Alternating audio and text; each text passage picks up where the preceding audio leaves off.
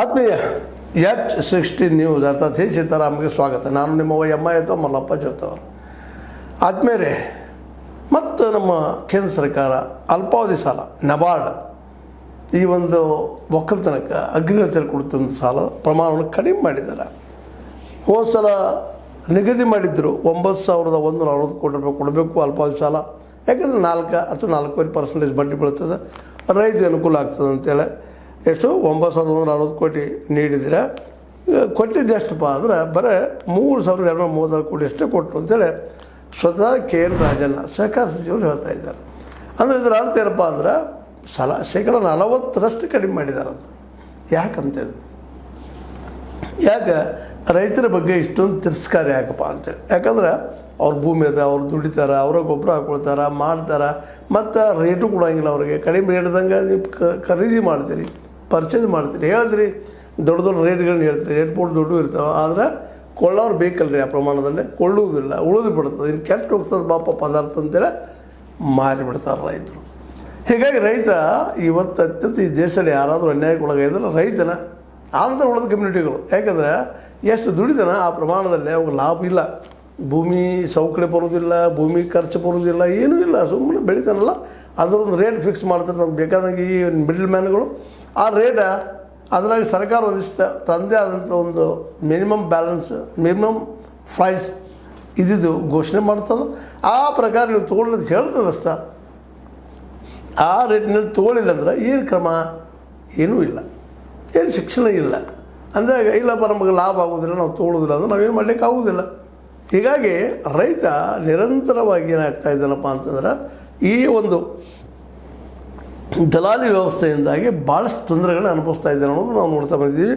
ಅಂಥದ್ರಲ್ಲೇ ಒಂದಿಷ್ಟು ಕಡಿಮೆ ಬಡ್ಡಿಲೇ ಒಂದಿಷ್ಟು ವರ್ಷ ಸಾಲ ಸಿಗ್ತಿತ್ತು ಅಲ್ಪಾವಧಿದು. ಆ ಅಲ್ಪಾವಧಿ ಸಾಲಕ್ಕೂ ಸಹಿತ ಕಡ್ಡಿ ಆಡಿಸುವಂಥ ಕೆಲಸವನ್ನು ಈ ನಮ್ಮ ಸರ್ಕಾರ ಮಾಡೋದು ನೋಡಿದಾಗ ಕೇಂದ್ರ ಸರ್ಕಾರ ಮೇಲೆ ಆರೋಪ ಮಾಡ್ತಾ ಇದ್ದಾರೆ.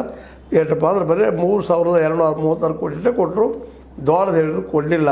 ಆ 9,160 ಕೋಟಿ ಹೇಳಿದ್ರು ಕೊಡ್ತೀವಿ ಅಂತೇಳಿ ಕೊಡಲಿಲ್ಲ ಅಂತ ಇಂಥ ಅನೇಕ ಆರೋಪಗಳನ್ನು ಮಾಡ್ತಾ ಇರ್ತಾರೆ. DCC ಬ್ಯಾಂಕ್ಗಳಿಗೆ ಕೇಳ್ತಾ ಇರ್ತಾರೆ.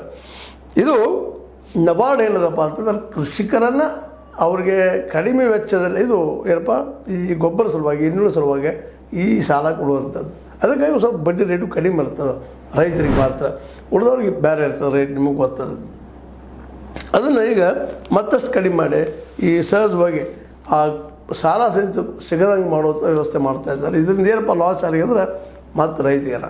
ಯಾಕೆಂದರೆ ಇವತ್ತು ಮಾರ್ಕೆಟ್ದಲ್ಲಿ ಗೊಬ್ಬರ ತುಟ್ಟದ, ಆಳು ಹುಳುಗಳು ತುಟ್ಟಿದ್ದಾವ, ಅಥವಾ ಅಲ್ಲಿ ವರ್ಕರ್ಸು ಅವ್ರದ್ದು ಪೇಮೆಂಟ್ ಸಾಕಷ್ಟು ಏರ್ತಾ ಇದೆ ದಿನದ ದಿನಕ್ಕೆ. ಆದರೆ ರೈತನ ಮಾತ್ರ ಏರ್ತಾ ಇಲ್ಲ. ಯಾಕಂತಂದ್ರೆ ಈ ಹಿಂದಿದ್ದಂಥ ರೇಟ್ಗಳಲ್ಲೇ ಒಂದಿಷ್ಟು ಹೆಚ್ಚು ಕಡಿಮೆ ಪೇಮೆಂಟ್ಗಳಾಗ್ತಾ ಅಥವಾ ಸಂಬಳಗಳಾಗ್ತವೆ. ಸಂಬಳ ಅನ್ನೋಕ್ಕಿಂತ ನಾವು ಅದನ್ನು ಏನಪ್ಪ ದರಗಳು ಫಿಕ್ಸ್ ಆಗೋದ್ರಿಂದಾಗೆ ಈ ದರಗಳಿಂದ ಪಾಪ ರೈತ ಸುಮ್ಮನಾಗಿದ್ದಾನಂತ. ಅದಕ್ಕಾಗಿ ಅವರು ಈ ನಬಾರ್ಡ್ಗೆ ಇವತ್ತು ಸ್ವಲ್ಪ ಎಚ್ಚರಿಕೆ ಕೊಡುವ ದೃಷ್ಟಿಗಳು ಏನೋ ಇವ್ರು ಮಾತಾಡ್ತಾರೆ ಅಂತ ಹೇಳ್ತಾ ಇದ್ದಾರೆ. ಹೆಚ್ಚು ಕೊಡಲಿ ನಮಗೆ ಕೇಳ್ತಾ ಇದ್ದಾರೆ ರಾಜ್ಯ ಸರ್ಕಾರದವರ ಕೇಳಿ. ಆದರೆ ರೈತಗೆ ಮುಟ್ಟುವುದು ಯಾವಾಗಿದೆ ಅಂತ ರಾಜ್ಯ ಸರ್ಕಾರ ಕೇಂದ್ರದ ಮೇಲೆ ಹಾಕಿಬಿಡುವಂಥದ್ದು, ಕೇಂದ್ರ ರಾಜ್ಯ ಸರ್ಕಾರ ಮೇಲೆ ಹಾಕಿಬಿಡುವಂಥದ್ದು. ಇದರಿಂದ ರೈತನ ಬದುಕು ಏನಾಗಿತ್ತು ಅಂದ್ರೆ ಜರ್ಜರಿತ ಆಗ್ಲಿಕ್ಕತ್ತದ. ಅವ್ನು ಕೊಳ್ಳೋ ಶಕ್ತಿನೇ ಇಲ್ಲ. ಅದೇ ಕಾಲಕ್ಕೆ ಒಂದು ಸ್ವಲ್ಪ ನೀರಾವರಿ ಇದ್ದಲ್ಲಿ ಏನೋ ಒಂದಿಷ್ಟು ಲಾಭ ಮಾಡ್ಕೋಬೇಕಂದ್ರೆ ನೀರು ಮತ್ತು ಏನಪ್ಪ ಜೊತೆ ವಿದ್ಯುತ್ ಕಿರಿಕಿರಿ. ಯಾಕಂದರೆ ವಿದ್ಯುತ್ ಸಹಿತ ಸರಿಯಾಗಿ ಅವ್ರು ಸಪ್ಲೈ ಆಗೋದಿಲ್ಲ ರೈತಗೆ ಅನ್ನೋದು ನಾವು ನೋಡ್ತಾ ಇದ್ದೇವೆ ಇತ್ತೀಚೆಗೆ. ಹೀಗಾಗಿ ನೀರು ಇದ್ದಂಥ ಪರಿಸ್ಥಿತಿಗಳು ಆಗ್ತಾಯಿದ್ದಾವೆ. ಮತ್ತು ಎಲ್ಲರೂ ಈಗ ಅದಕ್ಕೆ ಮೇಲೆ ಬಿಟ್ಟಿದ್ದಾರಪ್ಪ ಅಂದ್ರೆ ರೈತ ಸುಮ್ಮನೆ ಎಲ್ಲ ಬೆಳೆಗಳನ್ನು ಮಾಡೋಕ್ಕಿಂತಲೂ ಅವ್ರಿಗೆ ರೇಟು ಸಿಗೋದಿಲ್ಲ, ಮತ್ತೇನೂ ಆಗೋದಿಲ್ಲ. ಎಂದೋ ರೇಟ್ ಸಿಗ್ತಪ್ಪ ಅಂದ್ರೆ ಅದನ್ನು ಒಂದು 10 ವರ್ಷ ಮಾತಾಡುವಂಥ ನಮ್ಮ ಮಾಧ್ಯಮಗಳಿದ್ದಾವೆ. ಭಾರಿ ಬೆಳಿತೀರಿ, 1 ಲಕ್ಷ ಬೆಳಿತೀರಿ, 2 ಲಕ್ಷ ಬೆಳಿತೀರಿ, 10 ಲಕ್ಷ ಬೆಳಿತೀರಿ ಹೇಳ್ತಾರೆ ಅಷ್ಟೇ ವಿನ ವಾಸ್ತವ ನಾವು ಎಷ್ಟು ಖರ್ಚು ಮಾಡಿರ್ತೀವಿ, ಏನು ಮಾಡ್ತೀವಿ ಅದ್ರ ಬಗ್ಗೆ ಯಾರು ಬರಲಿಕ್ಕೆ ಹೋಗೋದಿಲ್ಲ. ಹೀಗಾಗಿ ಜನಕ್ಕೂ ಏನಾಗಿಬಿಡ್ತದಪ್ಪ ಅಂದ್ರೆ ರೈತಗೆ ತೊಂದರೆ ಆಗ್ತಾಯಿದೆ ಅಂತ. ಏನೋ ಒಂದು 4% ಮೇಲೆ ಕೊಡ್ತಿದ್ರು ಇಲ್ಲಿವರೆಗೆ, ಅದನ್ನು ಈಗ ಬಂದ್ ಮಾಡುವಂಥದ್ದು. ಇದರಿಂದ ರೈತಗೆ ಅಲ್ಲೇ ಗೊಬ್ಬರ ಹಾಕೋದಕ್ಕಾಗಲಿ, ಆ ಒಂದು ವ್ಯವಸ್ಥೆನ ಉಳಿಸ್ಕೊಂಡು ಹೋಗೋದಕ್ಕಾಗಲಿ ಭಾಳ ಕಷ್ಟ ಆಗ್ಲಿಕ್ಕತ್ತದ. ಅಂಥ ಪರಿಸ್ಥಿತಿ ನಬಾರ್ಡ್ ಈ ಒಂದು 40%, 40% ಮತ್ತು ಕಡಿಮೆ ಆಗಿದ್ದ. ನಿಜವಾಗಿಯೂ ಏನಾಗ್ಯದಪ್ಪ ಅಂತಂದ್ರೆ ಈ ಒಂದು ರೈತ ದೊಡ್ಡ ಹೊಡೆದು ಬಿದ್ದದಂತ. ಅದಕ್ಕೆ ಕೇಂದ್ರ ಸರ್ಕಾರಕ್ಕೇನು ಕೇಳ್ತಾ ಇದ್ದಾರೆ. ಚಲುವರಾಯ ಸ್ವಾಮಿಗಳು ಅದೇ ಕಾಲಕ್ಕೆ ಇವರಾದ್ರೂ ತಮ್ಮಿಂದ ಏನು ಸಾಧ್ಯ ಇದೋ ಅದನ್ನು ಮಾಡುವಂಥ ಪ್ರಯತ್ನ ಮಾಡಬೇಕಾಗ್ಯದ. ಸಾಲದ ಪರಿಸ್ಥಿತಿ ಹಿಂಗದ. ಮತ್ತು ಸಾಲನೂ ಸಹಿತ ನೀವು ತೊಗೋಬೇಕಾದ್ರೆ ಗೊತ್ತದ, ಕೋಆಪರೇಟಿವ್ ಬ್ಯಾಂಕ್ಗಳಿಗೂ ಸಹಿತ ಅಡ್ಡಾಡಬೇಕಾಗ್ತದೆ. ಕೃಷಿ ಪತ್ತಿನ ಬ್ಯಾಂಕ್ಗಳು ಅಡ್ಡಾಡಬೇಕು, ಅಲ್ಲಿ ದೋಸ್ತಿ ಇಟ್ಕೋಬೇಕು, ಸೆಕ್ರೆಟರಿ ಜೊತೆ ಸಂಬಂಧ ಚಲೋ ಇಟ್ಕೋಬೇಕು. ಅಂದಾಗ ಒಂದು ಹಂತಕ್ಕೆ ಬಂದಿರ್ತಾವೆ. ಇಲ್ಲಾಂದ್ರೆ ಯಾರ್ಯಾರಿಗೆ ಕೊಟ್ಟು ಬಿಡ್ತಾರೆ, ನಿಮ್ದು ಆಗಿಲ್ಲ ರೀ, ಇವಂದು ಆಗಿಲ್ಲ ರೀ, ಅವ್ನು ಆಗ್ಬೇಕಾಗಿತ್ತು ರೀ, ಕೇಳಿರ್ತಾನೆ ಒಂದು 20,000 40,000 50,000 ಒಂದು 10,000 20,000 ಕೊಟ್ಟು ತಾಟಿಸ್ಬಿಡ್ತಾರೆ. ಹಿಂಗೆ ಇದೊಂದು ಅಲ್ಲಿ ಮತ್ತೊಂದು ವಿಷಯ ಬರ್ತದೆ, ಒಂದು ಬೇರೆನದ ರೀ ಸಹಕಾರ ರಂಗದಲ್ಲ. ಅಂದ್ರೆ ಎಲ್ಲ ಕಡೆಯೂ ರೈತ ಒಂದು ರೀತಿ ಶೋಷಣೆಗೊಳಗಾಗುವಂಥದ್ದು ನಾವು ನೋಡ್ತಾ ಇದ್ವಿ. ಅದರಿಂದ ಎಲ್ಲರಿಗೂ ಅಟ್ಲೀಸ್ಟ್ ಈ ಒಂದು ಅಲ್ಪಾವಧಿ ಸಾಲ ಆದರೂ ಎಲ್ಲರೂ ಸುಗಂಗೆ ಆಗಬೇಕು. ಆದರೆ ದುಡ್ಡನ್ನು ಇಲ್ಲಿ ಕೊಡೋದು ಸಹಿತ ದುಡ್ಡು ಕೊಟ್ಟಿಲ್ಲ. ಯಾಕಂದ್ರೆ ವಿಶೇಷವಾಗಿ ಈ ಎಲ್ಲ ನೆಲೆಯಲ್ಲೇ ರೈತ ಇದ್ದಂಥ ಇವತ್ತು ಒದ್ದಾಡ್ತಾ ಇದ್ದಾನೆ, ಅವನ ಭಾಳ ಕಷ್ಟ ಆಗ್ತಾಯಿದೆ ಅನ್ನೋದನ್ನು ನಾವು ಮರ್ಯಾದೆಯಲ್ಲಿ ದಾಖಲಿಸ್ಬೇಕಾಗ್ತದೆ. ಅವ್ನ ದಿನನಿತ್ಯದ ಬದುಕಿಸಿ ತೊಂದರೆ ಆಗಲಿರ್ತದೆ. ಯಾಕಂದ್ರೆ ಮನುಷ್ಯನಿಗೆ ಕೈಯಲ್ಲಿ ಬಂಡವಾಳ ಇಲ್ಲಪ್ಪ ಅಂತಂದ್ರೆ ಬರೋ ಬೆಳೆಗಳು ಸರಿಯಾದ ಸಮಯಕ್ಕೆ ಗೊಬ್ಬರ ನೀರ ಮಾಡದೇ ಇದ್ದರೆ ಸರಿಯಾಗಿ ಬೆಳೆ ಕೈಗೆ ಹತ್ತುವುದಿಲ್ಲ. ಅದು ಮಾಡಬೇಕಾದ್ರೆ ಅದು ಖರ್ಚು, ಅದು ಆ ಖರ್ಚು ಹಾಕೋದಕ್ಕೆ ದುಡ್ಡು ಇರೋದಕ್ಕಾಗಿ ಅಂಡರ್ ಫೈನಾನ್ಸ್ ಆಗಿ ಭಾಳಷ್ಟು ಬೆಳೆಗಳು ಸಹಿತ ನಾಶ ಆಗಿ ಹೋಗೋದನ್ನು ನಾವು ನೋಡಿದ್ವಿ. ಈ ಎಲ್ಲ ನೆಲೆಯಲ್ಲೇ ನೆಬಾಡಿದ್ದು ಕಾಳಜಿ ವಹಿಸಿ ರೈತಗೆ ಪೂರ್ಣ ಪ್ರಮಾಣದ ಹೆಲ್ಪ್ ಮಾಡುವಂಥದ್ದು. ಅಟ್ಲೀಸ್ಟ್ 4-5% ಬಡ್ಡಿ ಆಗಲಿ ಕೊಡು ಸಮಯಕ್ಕೆ ಕೊಟ್ಟರೆ ಬೆಳೆಗಳು ಕೈಗೆ ಹತ್ತವ. ಜೊತೆ ಒಂದು ಸ್ವಲ್ಪ ಮಾರ್ಗದಲ್ಲಿ ಏನೋ ಒಂದು ದುಡ್ಡು ಬರ್ತದೆ ಅಂತಂದರೆ ಅವನದು ಭರವಸೆ. ಬಟ್ ಎಲ್ಲಿವರೆಗೆ ಈ ಮಿನಿಮಮ್ ಏನು ಪ್ರೈಸ್ ರೇಟ್ ಅದ ಅದು ಕಾನೂನು ಆಗುವವರೆಗೆ ರೈತ ಹರ್ತಾಡ್ತಾ ಅಂತೀವಿ, ಹರ್ತಾಟ ಜೀವನ ಅಂತೇಳಿ. ಹರ್ತಾಟ ಅಂದ್ರೆ ಏನು, ಯಾವುದೂ ಆಗಲಾರಂಥದಂತ.